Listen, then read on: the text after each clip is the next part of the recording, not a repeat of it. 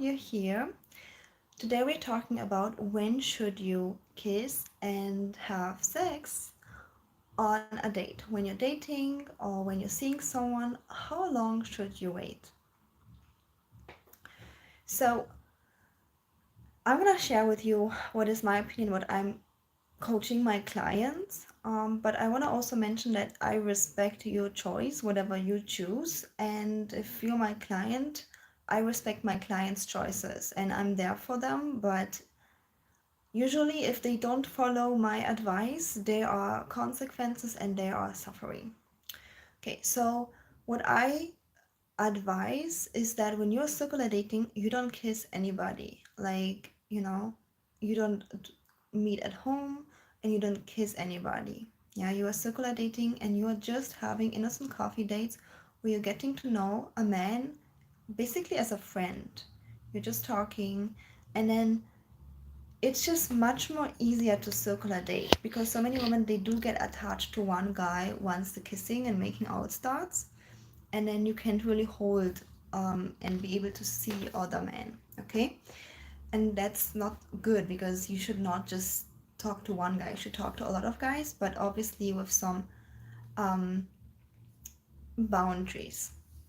Okay, so that is one point, that the kissing should not be there until you're even like engaged or exclusive with a man.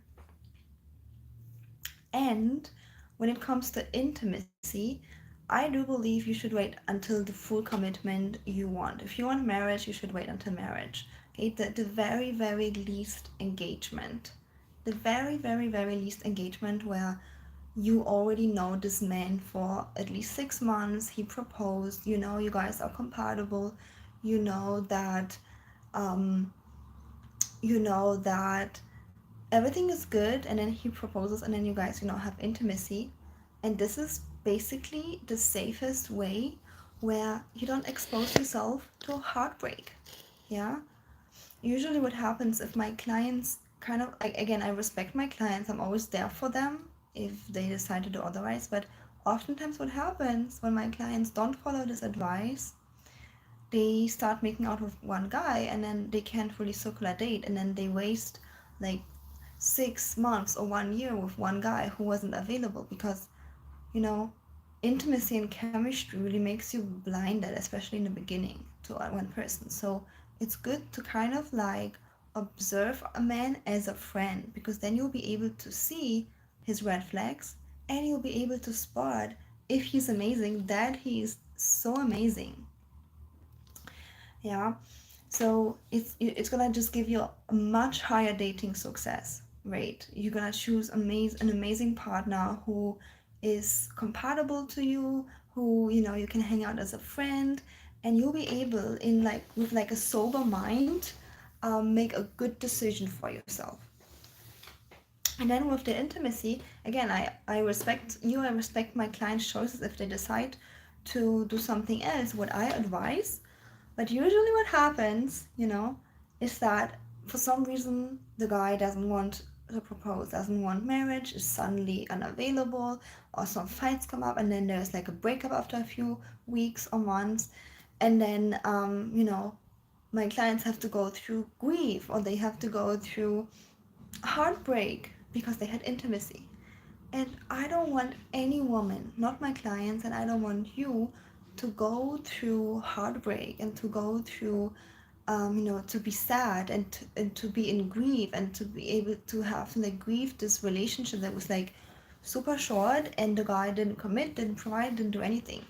So why would you do this to yourself? Why would you do this to yourself where you are kind of like, putting yourself through grief? And if you're saying, I don't grieve, I don't care, like, then most likely you are emotionally unavailable yourself and you're really like numbing your feelings a lot.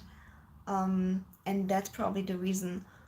It's like that's probably one of the reasons why you attract men who don't want full commitment. Okay, because you need to be like, what you bring is your emotions. This is the honey that the feminine is bringing, and if you don't feel anything, you don't feel happiness, but you also don't feel like much grief, you basically are already self-sabotaging your dating success. So again, for the highest dating success, no kissing until exclusivity for like at least 3 months is recommended, and no intimacy, yeah, no encounters, nothing sexual until you are at least engaged and know this guy for 6 months is recommended.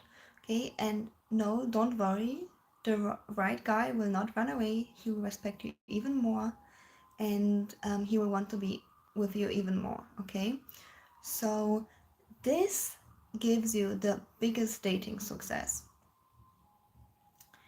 And if you are looking for a marriage proposal and you want to attract the one, you want to get married, and you haven't had luck before, and if you would like to talk to me directly, then reach out for a free love audit call. The link is in the description box, so it's completely free and I can give you customized advice. Okay, so check it out. And yeah, thank you so much for watching. If you like this video, give it a thumbs up, and I see you in the next one.